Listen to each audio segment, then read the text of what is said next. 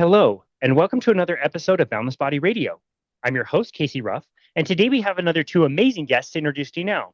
Oliver Seligman did not think for 1 second that he would become a writer, let alone the author of 3 books. Graduating with a bachelor's degree in zoology, he found himself working as a sales trader in investment banks in London and New York City. Although he wanted to make millions, retire by 35, and live happily ever after, it didn't work out that way. Bored, disillusioned, and lacking purpose, he stumbled across a pair of mysterious, meditating monks who taught him how to find peace, and he never looked back.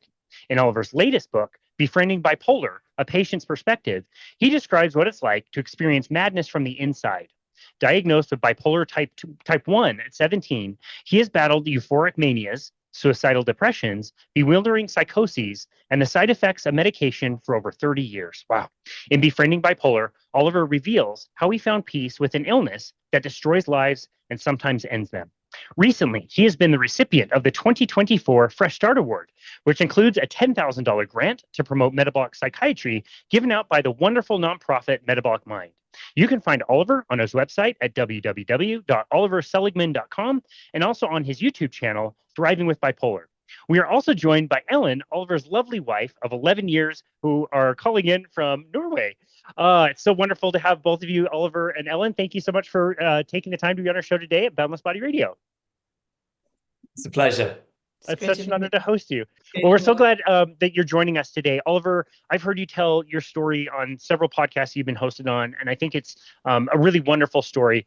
But I've also really appreciated that mental illness, and in particular bipolar, it really affects all the people around just the person, not only the person that's suffering, but also the family, the caretakers, the children. All those relationships can be very, very complicated and tricky with this going on. And so I really appreciate having both of you to come on today to talk about your journey. It's been such a cool experience to get to talk to a lot of the Fresh Start Award winners. I think you're either the 7th or 8th person that's won the award that I've been able to speak with.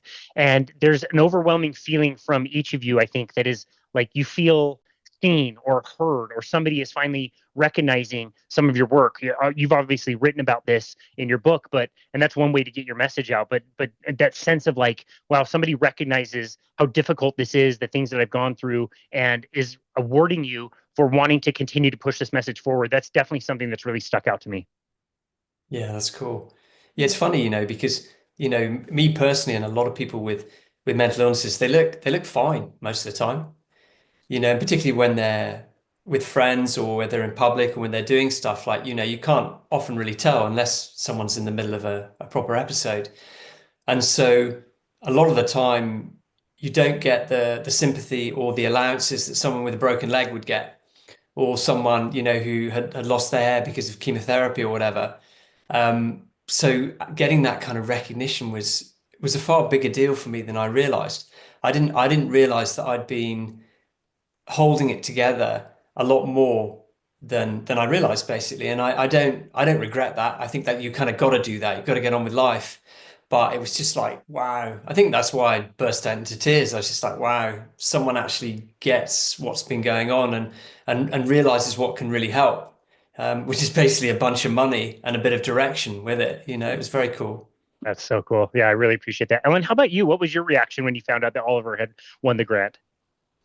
Well, I was obviously super happy. I sort of suspected that he would get it, if I'm honest, because I thought he was really deserving of it. And but yeah, it really meant a lot to have that acknowledgement, and also giving a direction that this is a good direction to go forward in, like a confirmation that this is seen and it helps, it's worthwhile, and their support along the way, that meant a lot.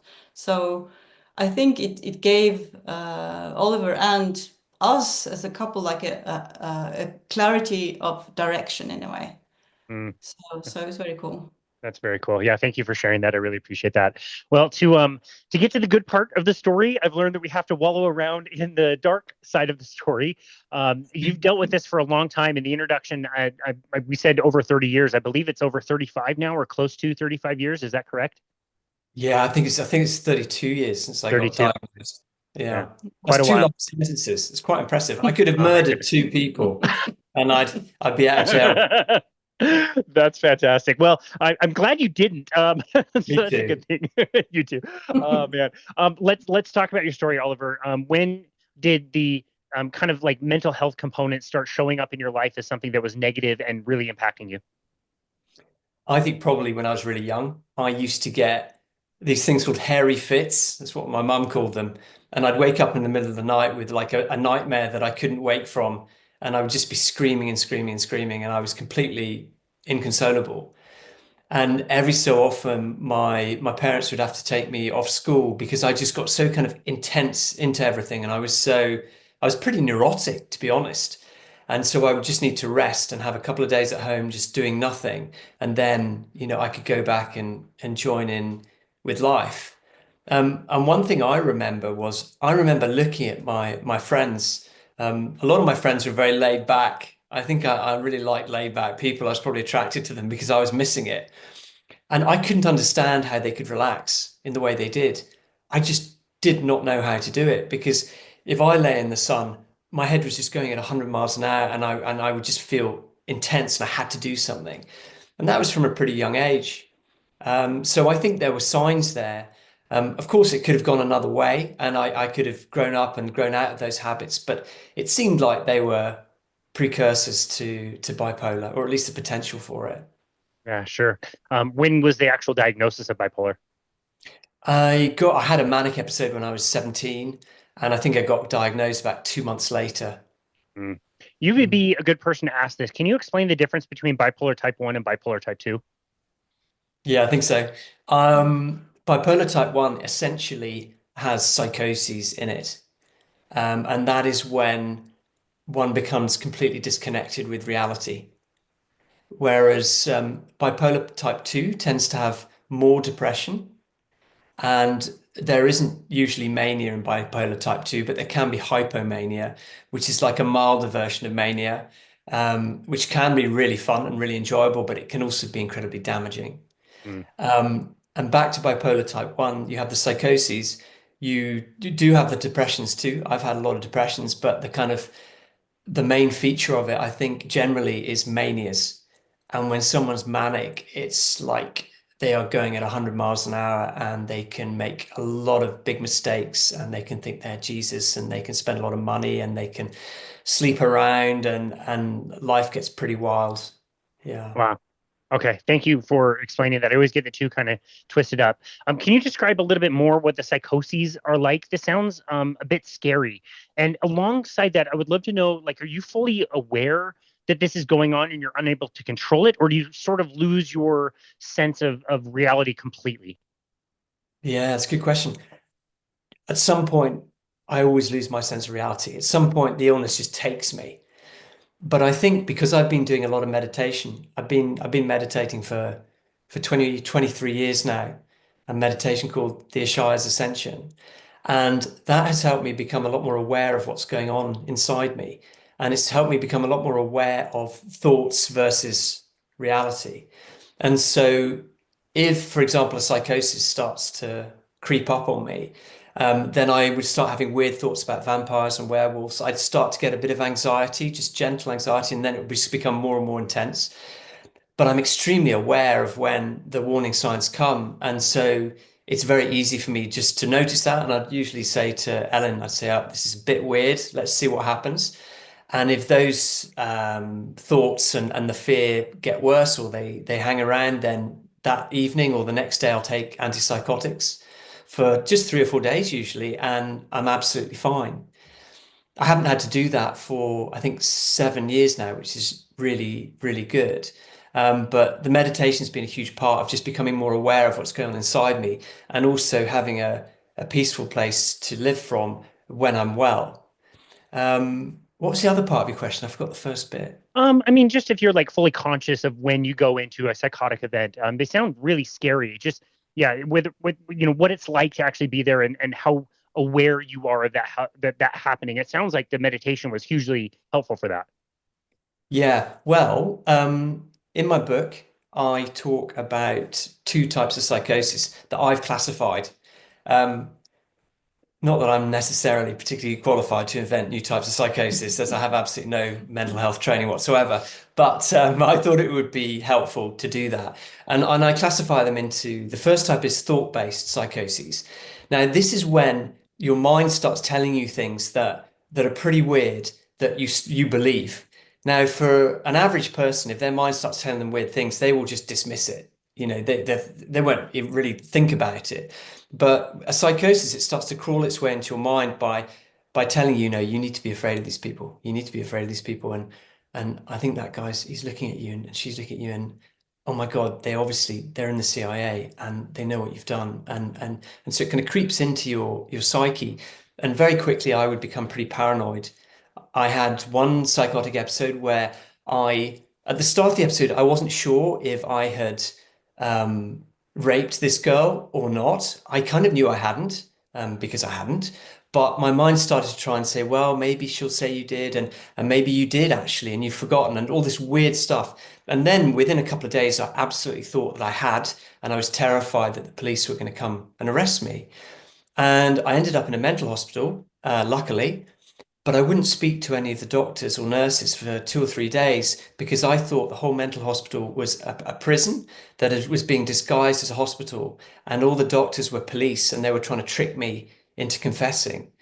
So that's a thought-based psychosis. And as you can imagine, for different people, they take completely different themes, but it's pretty scary. And it's also pretty scary for the people around you because they start to see that this is weird. He's not quite there. The second type of psychosis that I talk about, I call it a total psychosis. And I only experienced this when I was coming off medication and I either was reacting to coming off it or I was having some big detox, or I've been told different theories by different experts, and I don't know for sure what's true.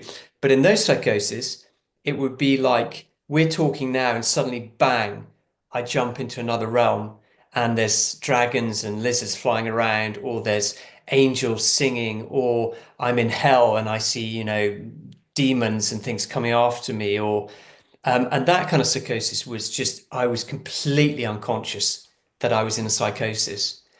In the thought-based psychosis, at the start, particularly once it had happened a few times, I got to know this is coming, and I could tell Ellen, or I could tell the doctor, or I could take the antipsychotics or whatever. So, I mean, with over time, it seems that one of the advantages of having episodes, there's not very many of them, I can assure you, but one of them is that one gets to know what's going on a bit more and one becomes more self-aware, and hopefully one can do something about it. Thank you so much for explaining that. Go ahead. Sorry. Yeah, no, I just, you know, I've seen this from the outside, and I was thinking when you were describing the total psychosis, as you call it, that it was quite interesting because your whole outer demeanor changed according to what kind of psychosis you were in, you know. So I didn't obviously know what he was thinking he was, you know, or what was happening, which reality he was living in, but sometimes I could see that it changed very quickly, like the whole expression. Sometimes you were obviously having a good experience and you were in bliss, and then all of a sudden there was terror, or there was, you know, all these kind of different things, and even like walking around in the apartment with his hands like this all the time. But luckily, and I didn't know why, you know, he just did that. And the interesting thing though was that in this horrible time of like really intense psychosis, and all of a sudden you could snap out of it, and we could talk like we do now, and you could explain to me it's because I think I'm in prison and I have handcuffs. You know, in that reality, I have handcuffs, and then so you know, it's like funny things. Not it wasn't really funny then, but now it's funny. Like I learned to that I could if you you know, I could tell him that we're gonna take your handcuffs off now, so you know, and then for a while he could actually use his hands, and then they were back on again, you know. But things like that, it's just like it was it's very strange to watch it happening, you know. You just know, you know that you also play a part often in these different worlds. You just don't know what they are. And sometimes, you know, you were really, really afraid of me. And sometimes not. Sometimes it was, you know, I obviously played a good part. So, yeah. Yeah, Oliver, you're very lucky you have a good partner. If you had a crappy partner, she might have told you like, "Yep, you're in prison. Go sit in the closet," and like leave you in the closet for 12 hours or something. Oh my goodness. So I'm glad you're Yeah, I'm able to pretty lucky. Yeah, you're very lucky. So Ellen, Oliver is a very kind soul, and I can't see him hurting a fly. But what you must have been afraid, at least for him, at certain periods, right? Like, were you ever like afraid of what he might do to himself? Clearly he wouldn't like harm you or anybody around him, but that's just a perfect recipe of somebody who could really harm themselves in a quite severe way. Absolutely. Yes. Yes. I was sometimes very afraid of that. Not very often, luckily, but because as mad people go, I would say that you were very nice. I'm a good man. You're a good man. And just very sweet in many ways, but clearly often very afraid. Um, um, but there were some incidences where it was very scary because he saw me as somebody very scary, and he would get so afraid that he would scream, for instance, you know, and try to escape through the window. And so, so you know, then that was very scary, you know, because I actually had to hold him back. I didn't know if he was actually going to jump. You know, luckily we didn't live very high up, but high enough that he would have, you know, broken his legs or Wow. something like that. So, you know, obviously that's super scary. So things like that happened. Yeah. Yeah. Yeah, Wow, it is. interesting. Oliver, I want to talk to you a little bit about your journey with medications.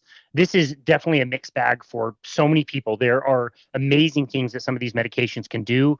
I've heard so many stories of people that were suicidal that began taking a medication, at least started to stabilize things. We know there's limitations and side effects and all kinds of crazy interactions between drugs. And so it's a complicated thing to talk about. But can you comment a little bit about your journey with different medications that you've been on? Yeah, I mean, I'm definitely not anti-medication. You know, in many ways, particularly with being diagnosed 30 years ago, lithium saved my life and it enabled me to live a good life for many, many years because it stopped the episodes and they were the worst part. So I was 17. I got really manic, ended up in a mental hospital. They gave me a drug called haloperidol, which I don't think they're so keen on now. It took me super, super low. I went into this horrible depression. They took me off it. I had horrible withdrawals for 2 weeks. And then they started giving me antidepressants. This was SSRIs in the early days. And they gave me a lot of love, and my parents were great. And it was all, you know, got better and better.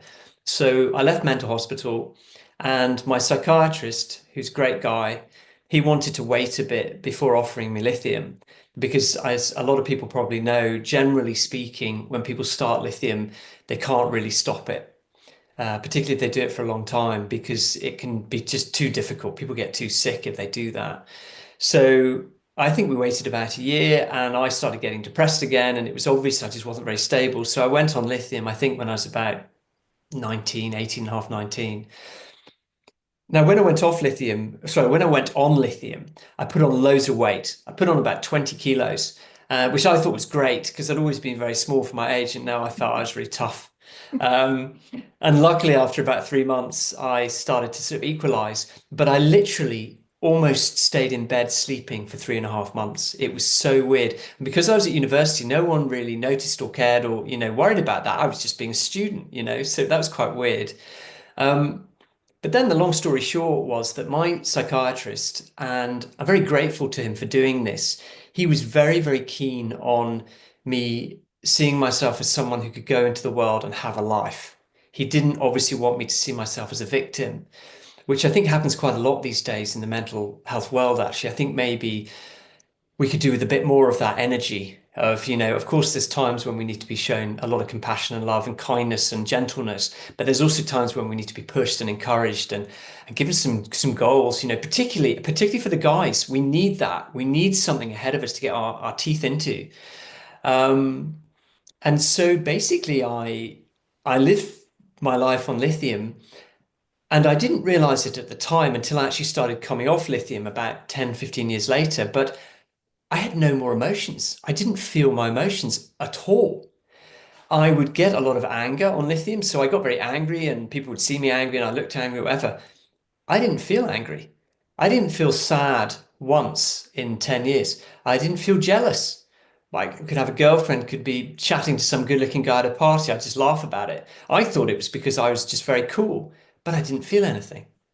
Um, this was, and I didn't notice this either because it happened to me at such a young age, and I wasn't particularly aware of my emotions or all that stuff back then.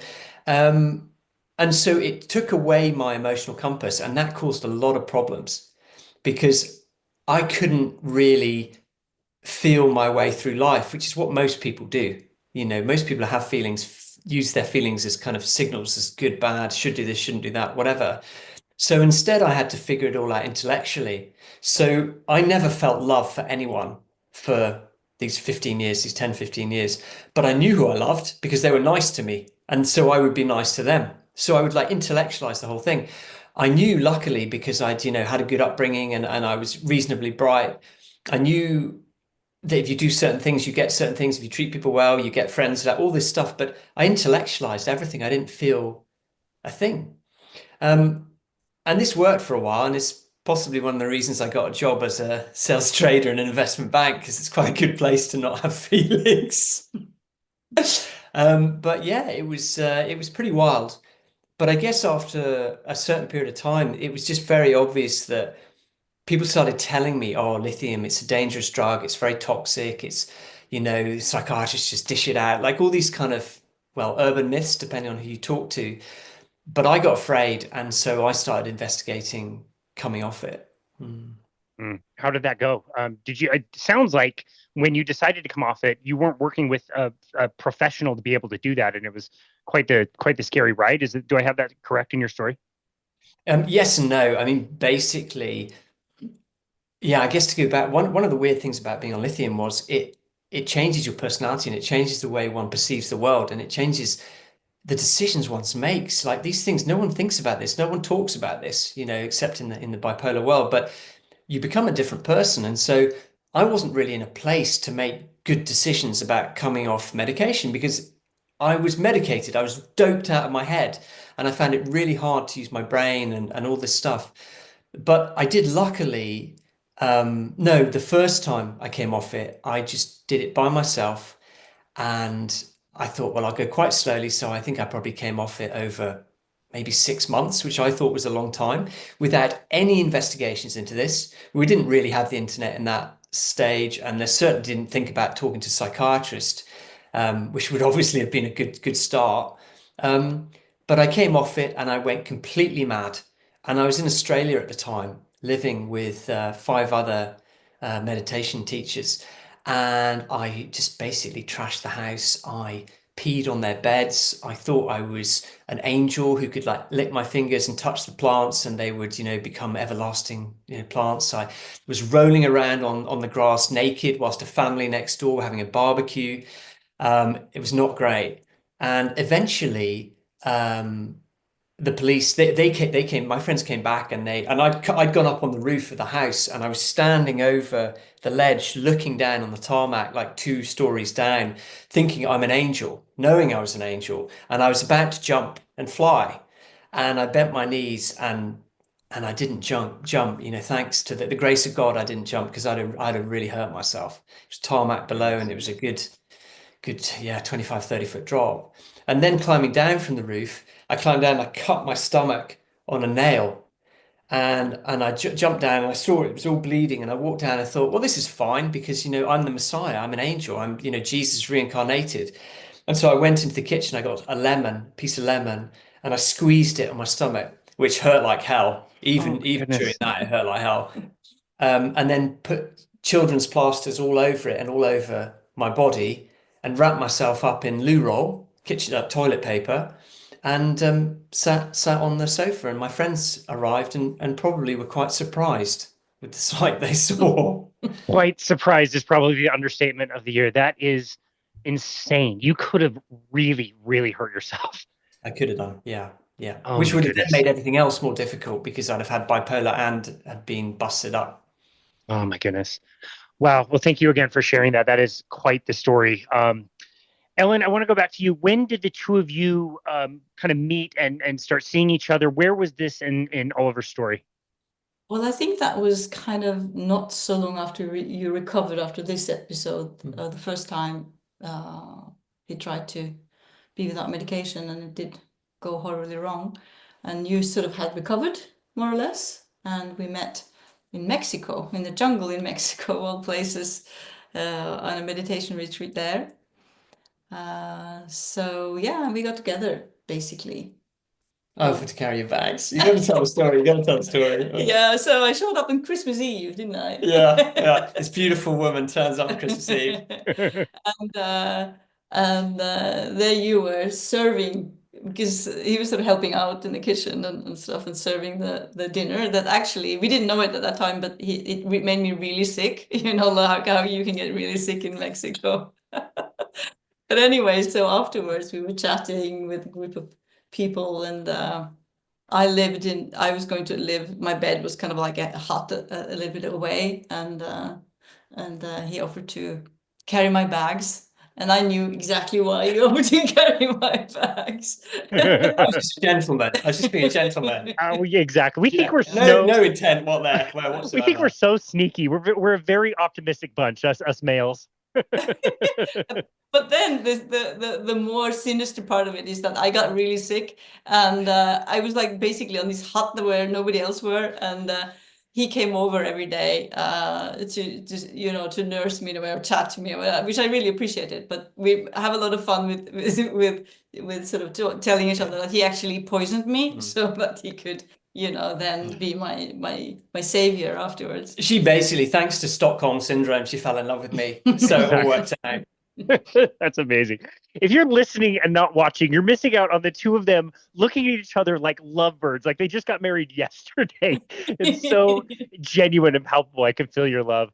For either one of you, getting into a committed relationship with the bipolar is kind of a background. Like that seems to me like a big deal. And obviously you love who you love and you get over whatever challenges people have. But for either one of you, was there any kind of reservation to getting into like a committed long-term relationship with knowing that this was kind of still there in the background and would sometimes be in the foreground as well? That's for you, I think. No, I would really like to hear you too. All right, there we go. I'd love There to we hear go. you.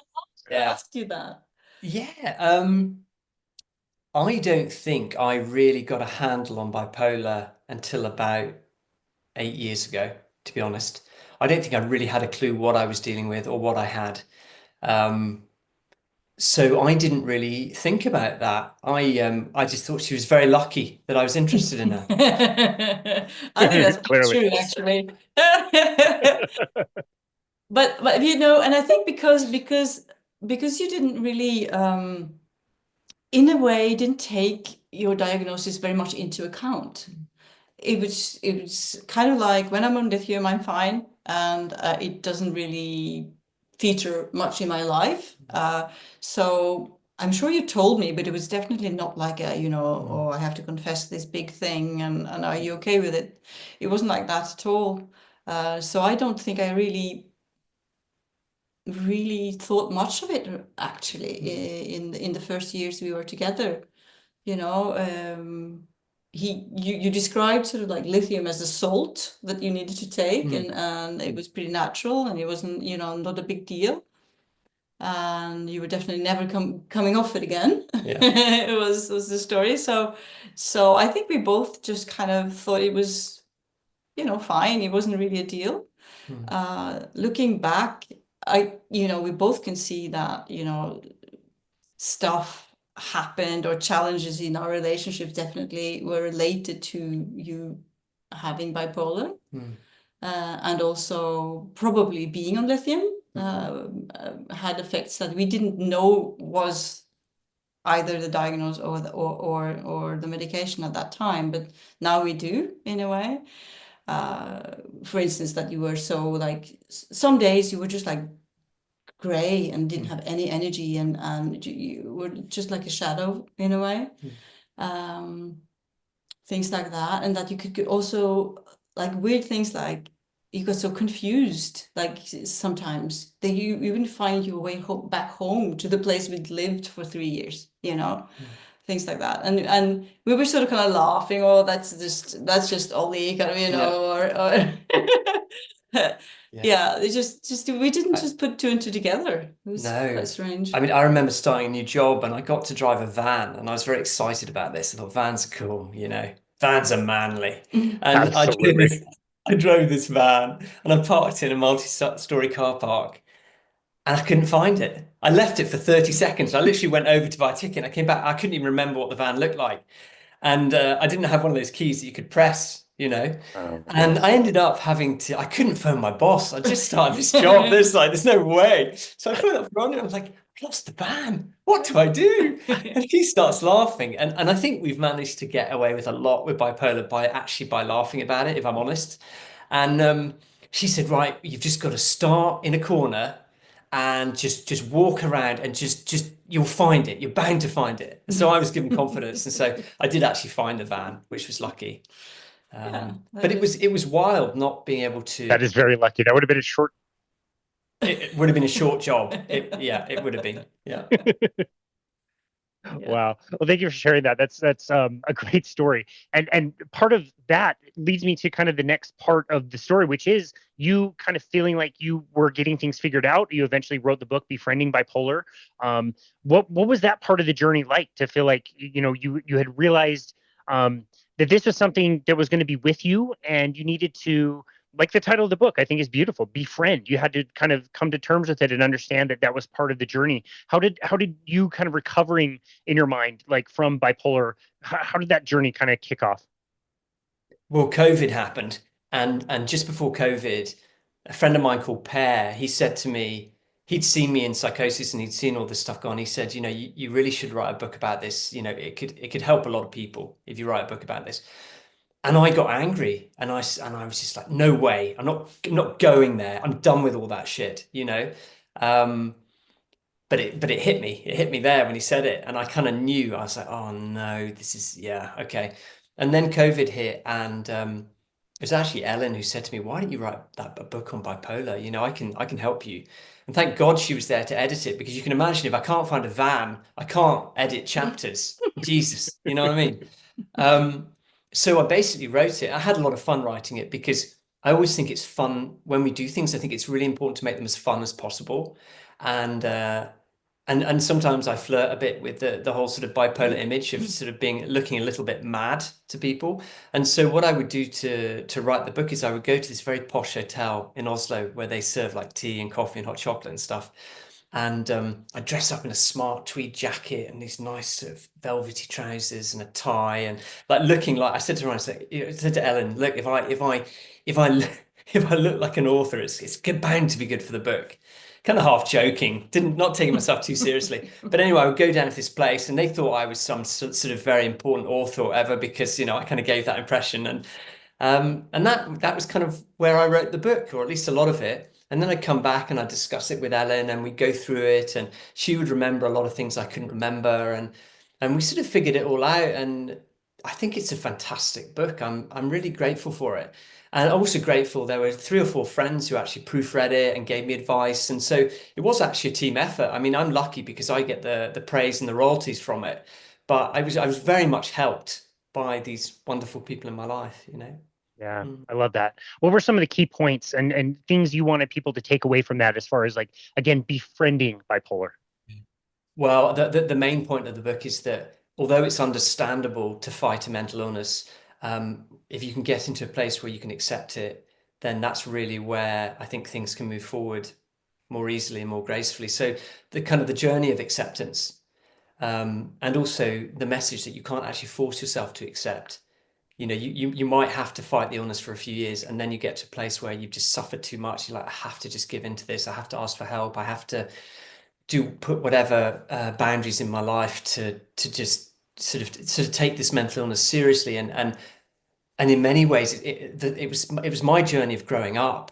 It was my journey of going from being a boy into a man, because that's really what bipolar did for me.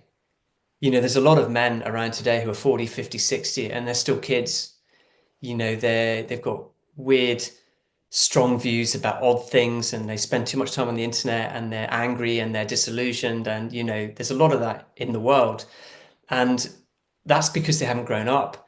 Because a real man who's grown up will take responsibility for themselves, will take responsibility for the people around them. They will also try to find fun in life. That's another thing that men offer a lot in relationships, is they offer the fun and the laughter, and and and also to be protective of the people around, and to realize that we have an innate responsibility as men to um, to be good in this world, to be good men, and to contribute in a positive way, and to stand up for what we believe in.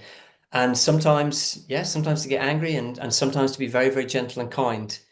But the book talks quite a lot about that, and it talks a lot about how I had to completely reevaluate my life and look at my values and what was important to me, and decide what my priorities were.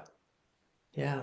There's also lots of sort of tips and hints of things that I've done that worked and things I've done that didn't work. And again, we're all different, and different things work to different people. But I think it can be quite helpful to read it and just have some of those contextualized a bit, so that people can then explore them if they want to. I love that. Yeah. I really love that. Wow. Thank you for sharing.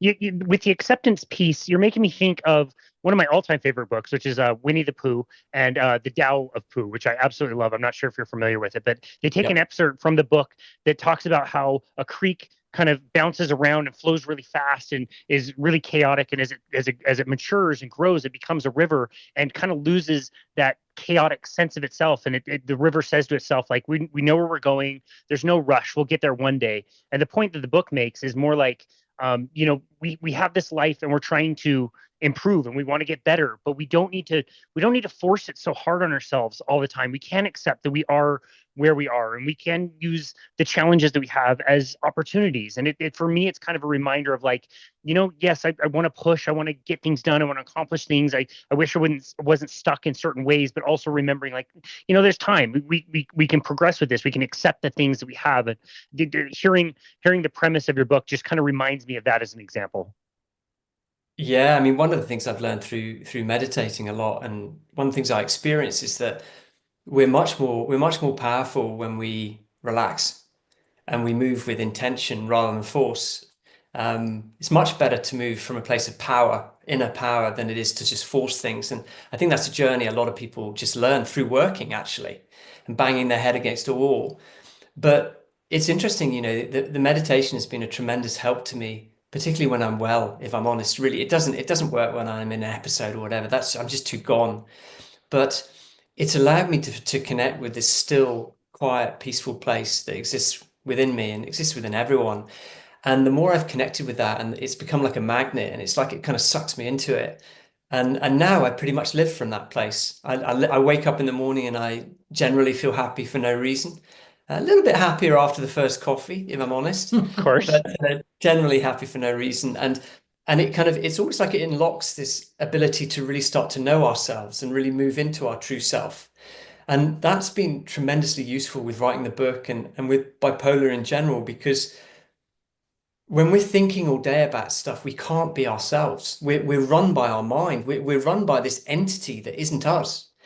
But when we start to realize that we're not our thoughts and we're not our feelings, but we're this aliveness that exists within us, that's really when life starts to get exciting. And I think without that aspect, I think I'd be in a lot of trouble with this mental illness. Wow. Wow. Thank you for sharing that. That's very beautiful. I love that. Another cool part about your story is, you wrote the book, and immediately after, for at least a good year and a half, you made lots of different appearances. Obviously, promoting the book, people wanted to learn about it. It was wonderful that you were getting the message out. Up until about the end of 2023, there were quite a few different episodes that you were on. I've listened to several of them, and it's a wonderful story. And it sounds like a success story at that point. Like, here you are, you've written the book, you're managing things, you're much happier, you've got advice to offer people, you're being vulnerable with your own story, which is on its own, I think, absolutely amazing.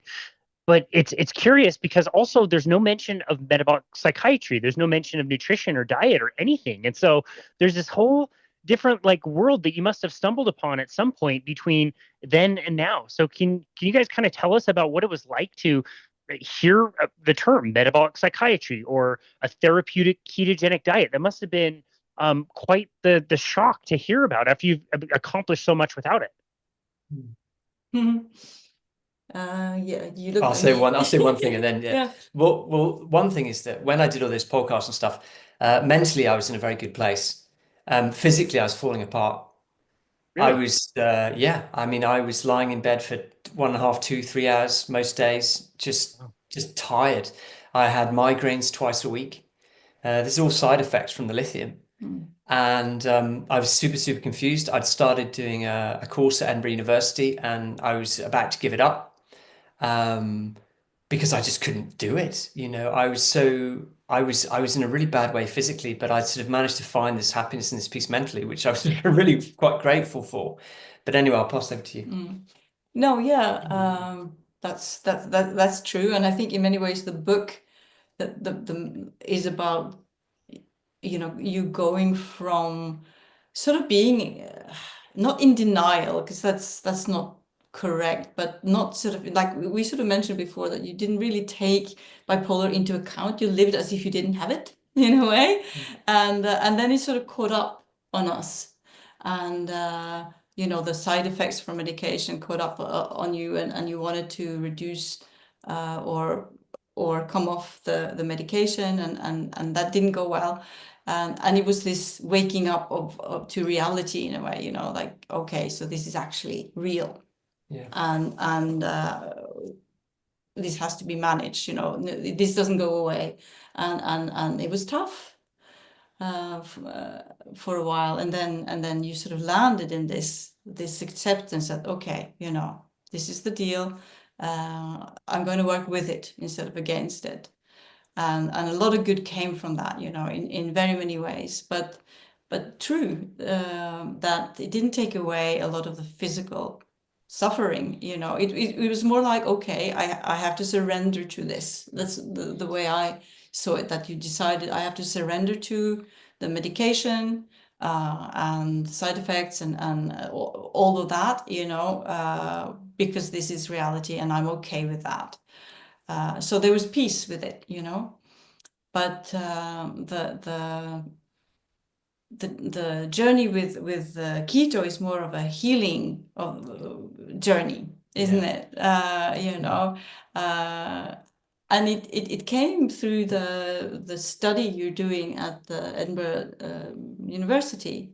There was this pilot study on ketogenic diet for bipolar people. Yeah. By Nicole Needham and Ian Ian Campbell Campbell. were the main Yeah. people. Yeah. Awesome. Yeah, awesome. Yeah, and you being you obviously said yes. That's kind of you saying yes, and then realizing what you've done afterwards. But yeah, it was cool. We did get a lot of help with it, which was brilliant. A lot of information, and And but Helen. yeah, you had a nutritionist issue. Yeah. It was very cool, but still, it wasn't easy for you because like with the medication, probably primarily, there's this like mental sort of blur and confusion. So to measure food and understand how many carbs you have and all that, it's really not very easy. So I think I rescued. I think you rescued me. And also cooked a lot of food, basically. Yeah. But it was fun too, to experiment with it, and particularly because it had such a big effect quite early on. I mean, after 3 weeks or something. I think it was after 3 days I started getting really chilled out. Yeah. I think, well, I can't I say remember 3 anymore. days. She's the one who actually knows what happens. So 3 weeks. Yeah, I mean, it takes a bit of time to get into ketosis. And I don't think you were there after 3 days. No, I think I got that wrong. Yeah. But that doesn't matter. But anyways, it really, like the way you described it was like your brain was taking a warm bath. Oh, it's just lovely. It was lovely. It was like, oh my God, I didn't know I could feel like this. Yeah. Wow. It was great. Part of that was ketosis, but also part of it was my lithium overdosing because that's obviously one of the things that can happen with the keto diet is the side effects get greater because we need less of the drugs. So I lowered it a bit, and I still kept that lovely, warm, sort of alive feeling. But the tiredness and the migraines and things started over time to disappear and reduce, and that was amazing because that actually, it's like I had my happiness and my peace, but I didn't have a life, and now I'm getting my life back. And it That's supports my happiness and my peace too, quite honestly. I mean, it's amazing. It's amazing. That's fantastic. You hear this story all the time, and I just think about my own journey. For me, it was the step from keto to carnivore that my anxiety fell out. And I didn't have severe anxiety. I was never prescribed anything or diagnosed with anything, but just the feeling of like the way Ian Campbell describes it, of like he's riding on a bus and he looks out the window and things are just great for no reason. And it's like the first time it occurs to him that like he wasn't feeling low or depressed. It's so wonderful to hear these stories. When you said yes to that study, had you heard anything about keto or the ketogenic diet, or were you just like, sure, let's do this? I thought it was a computer game. Are you serious? No, Okay. I'd never heard of it. No, I never. I think that's true though, Okay, I because had heard of it. because I'm Mrs. Try every diet ever That's true. available, Yeah. and because of my own sort of minor health stuff though, but Minor obsessive compulsive disorder with food. but anyway, so I definitely, I was into the bulletproof coffee and that kind of thing. So I knew about it, and I think I sort of experimented with it for a while. But I didn't, I don't have a mental illness, so I didn't really Not need, usually. not usually, no, just occasionally. But no, I didn't really need it. So I sort of gave it up, and you didn't want to try it at that time, I think, or whatever. But it had been sort of mentioned, or at least I knew about it sort of vaguely. Well, then I had heard about it, but I hadn't realized I'd heard about it. It sounded very new and exciting to me. Got it. Ellen, when And you the tried idea it, of going, sorry, you go. sorry, go ahead. No, go ahead. Well, the idea of going to hospitals and getting MRI scans and being like asked about myself loads was very appealing. Sounds like a lot of fun. Yeah. Wasn't it?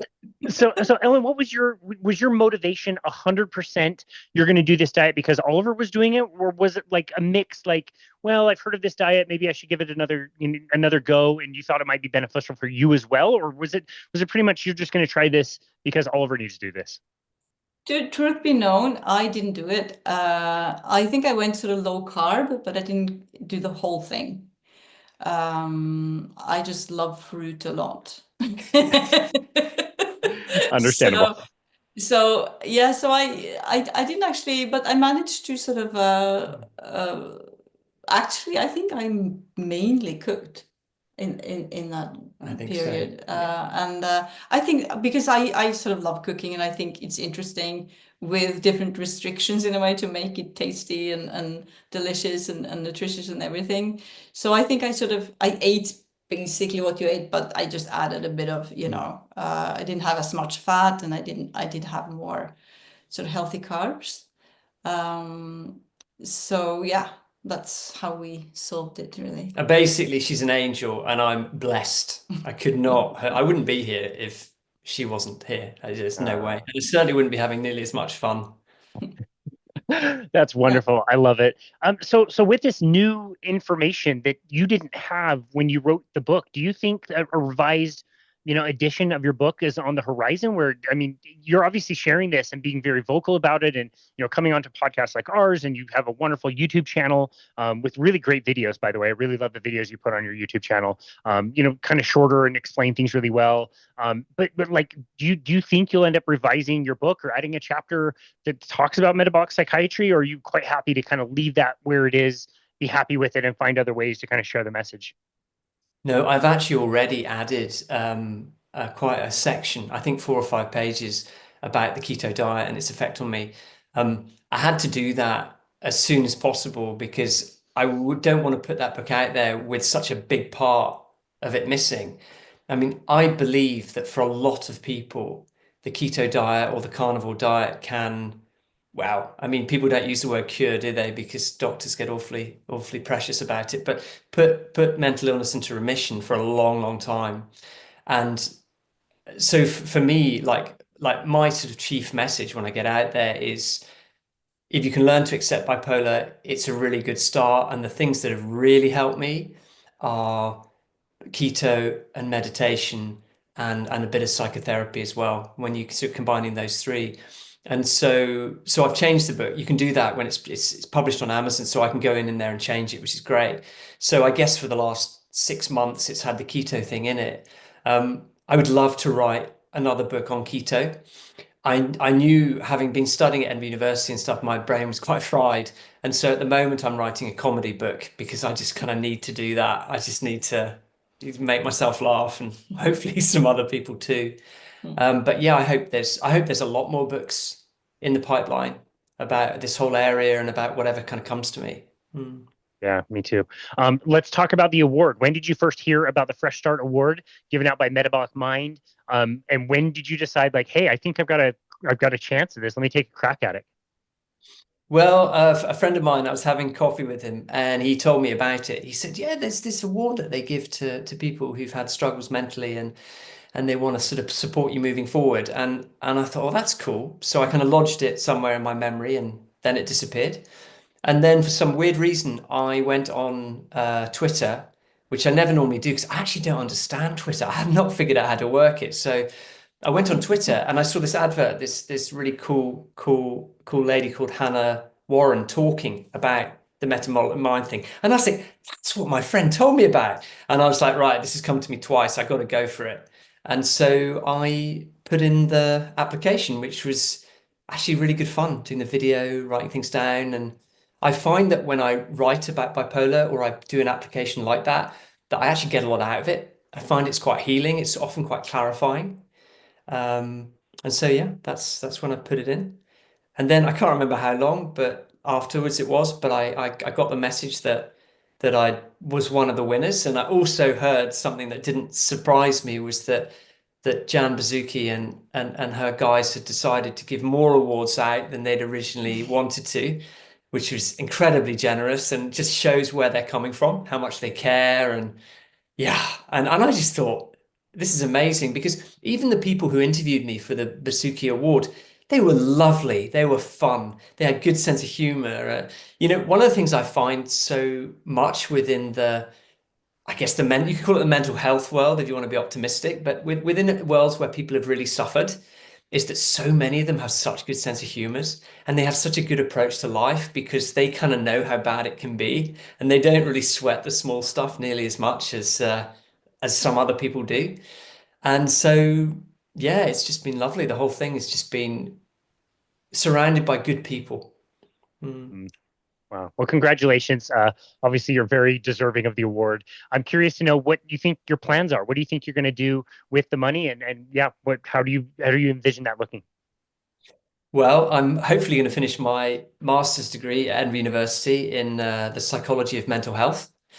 Definitely been struggling with that. I still take lithium. I take a lot less lithium than I used to take, but it still has quite a big effect on me. But hopefully I'll be able to get through that. I'm doing it part-time, and the university have been very helpful, very kind. I want to write at least one other book on my experiences with keto and bipolar and what's going to work for me. Something quite practical that can really help people. Um, and this YouTube channel I'm having so much fun. I can totally see why you do this. Like, it's great. I mean, it's such a great opportunity to be creative. And I couldn't really be creative for many, many years because of the lithium. It just stopped me being creative. I had been an artist, I'd written things, I was always coming up with ideas. I was one of those sort of like slightly mad professor types, and that just stopped.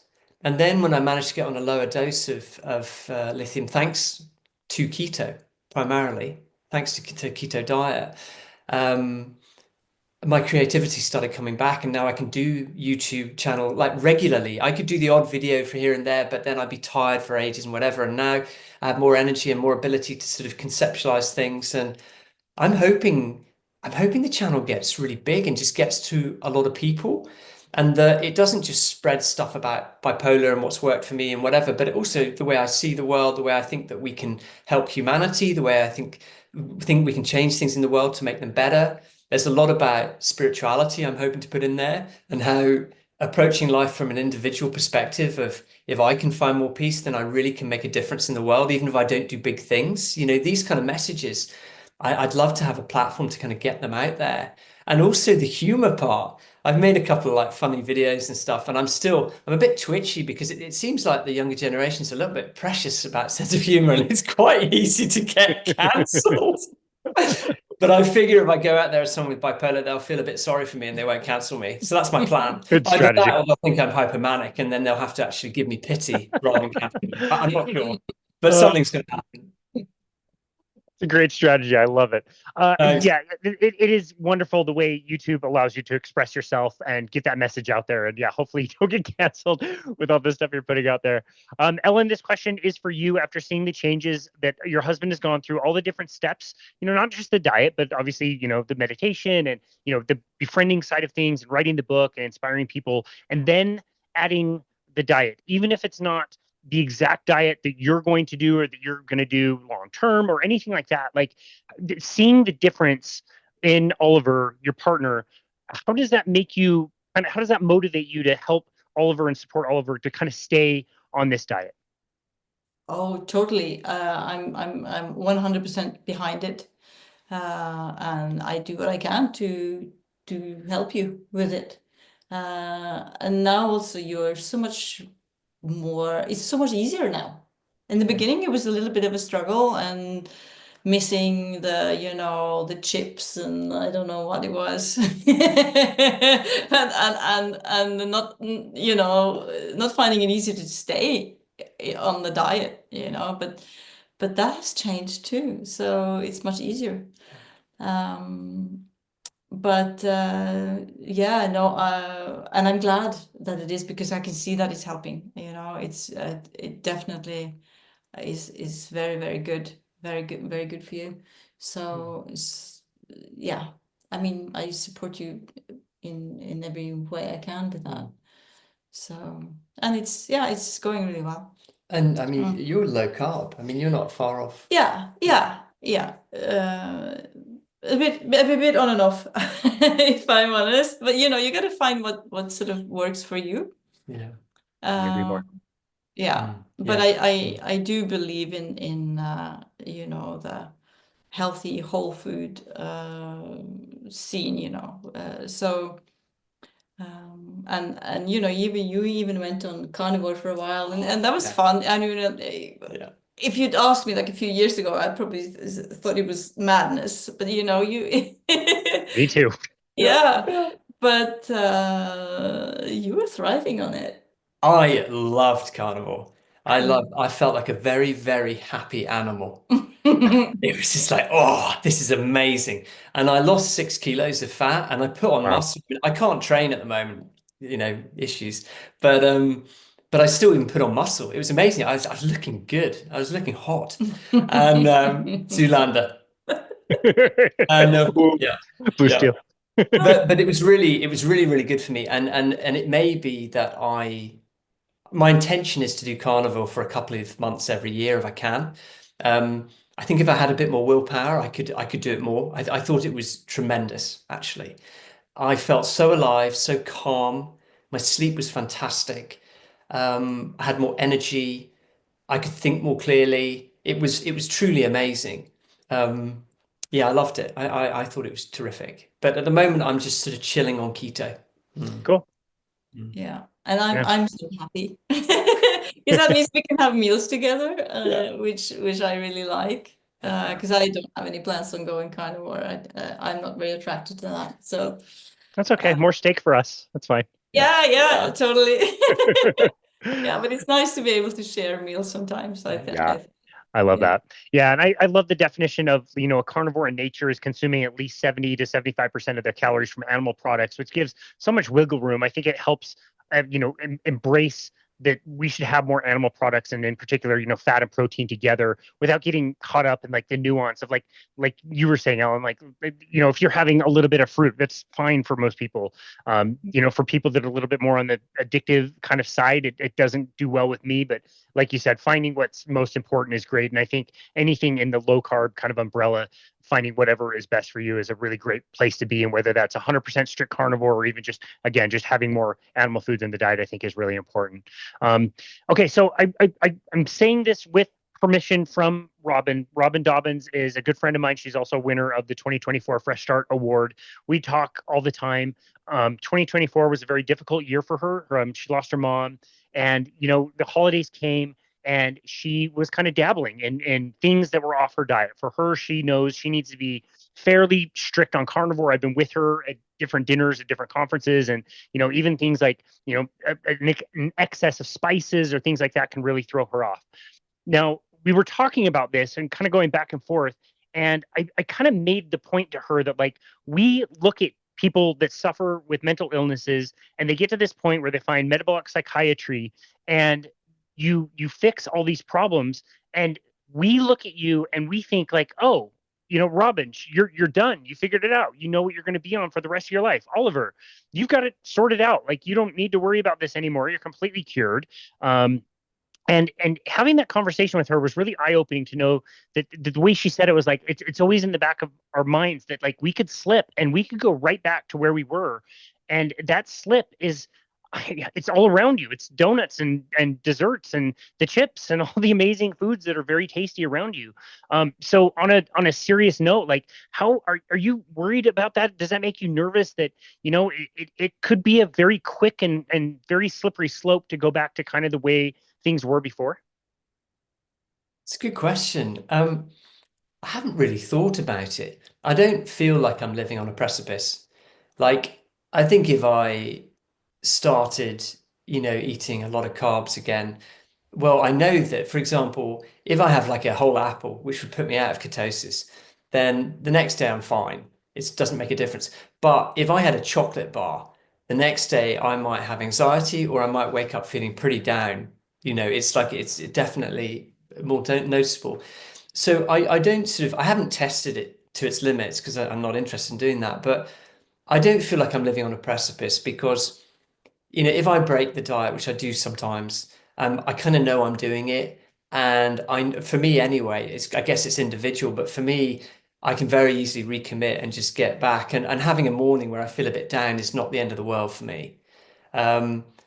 So I don't really worry about that. It was strange, when I first went on the keto diet, it was hard for me because lithium was messing with my brain, and it was just hard for me. But after 3 or 4 months of being on it, I came off it. I just slipped off it, and I was fine for a few months actually. And then I started noticing the anxiety coming in, and I noticed I was more edgy and just not, my sleep wasn't as good.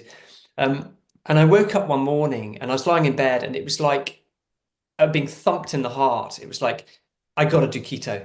This is it. And it's like I was ready then. I was no longer doing something I was asked to do or something people thought I should do. It's like I was ready.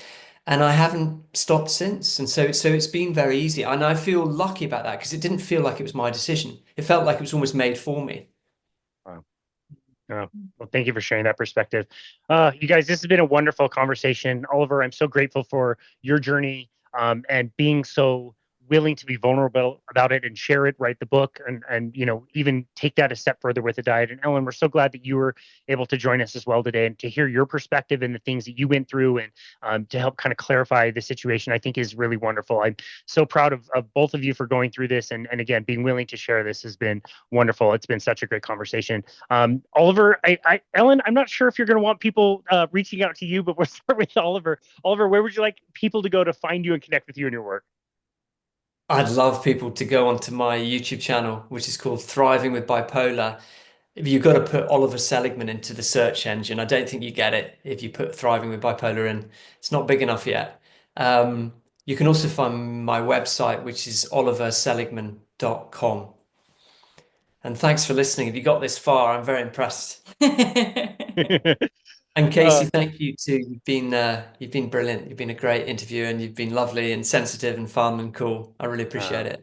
Well, thank you very much. That's very kind. It's been an honor to host you both. Ellen, are you quite comfortable to have everybody just reach out to Oliver and not reach out to you? Oh, totally. Yeah. But if people want to do something, reach out, they can come to Bergen in March and see my opera. Beautiful. That sounds amazing. We missed that entire part of the episode. What is that all about? Now I'm directing a contemporary opera performance in a town called or city called Bergen in March. Which theatre? What dates? 12th and 13th of March. And which theatre? It's in a festival called the Borealis Festival. Borealis Festival, Bergen, Norway. Borealis Festival. Borealis. Yeah. That's amazing. We just wasted this whole hour talking about Oliver. We could have been talking about your opera. I'm so much more interesting. That's fantastic. I'm actually going to tag that in the show notes for sure. That's amazing that you're doing that. That sounds amazing. I hope to find myself somewhere around Bergen in Norway at that time. But yeah, anyway, to both of you, thank you so very much for taking the time to be on our show today. It's been a lovely chat and we really appreciate both of you. So thank you both so very much. Yeah, you too. Bye. And we'll see you. And this has been another episode of Boundless Body Radio.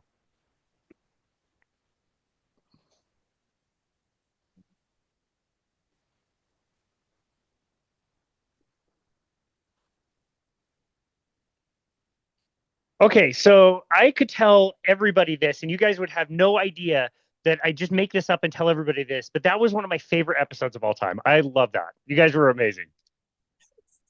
Thanks. It was fun. It was great. You guys did such a great job. It was funny and fun and at times serious and really emotional. Like it was awesome. You guys did such a great job. Oh, thanks. Cheers. Thank you. You too. Yeah. Well, thank you. I have the easy part. I just ask questions and push mute. In some ways, I think you have the hard bit, but you have this face and this manner that you're a good laugh. You can see that you can have fun with you, but you can also see you're very kind.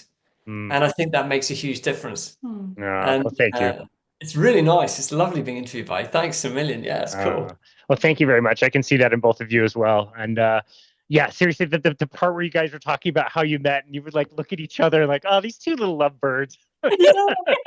That was 20 years ago. We've been together for 20 years. Ridiculous. That's amazing. I love it. Yeah. Well, I don't think you guys are going to lose the newlywed kind of shine anytime soon.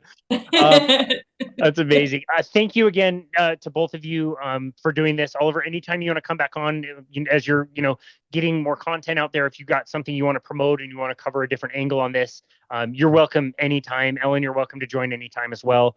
But yeah, that was one of my favorite episodes. I really enjoyed that one. And like I said, I'll send everything to you later today when I get everything finished. And when you get it, it's yours to do whatever you like with it. But again, no obligation. But for now, thank you both so very much. That was really special. Brilliant. Thanks a million. Of course. Okay. See you guys. Have a great day. Bye-bye.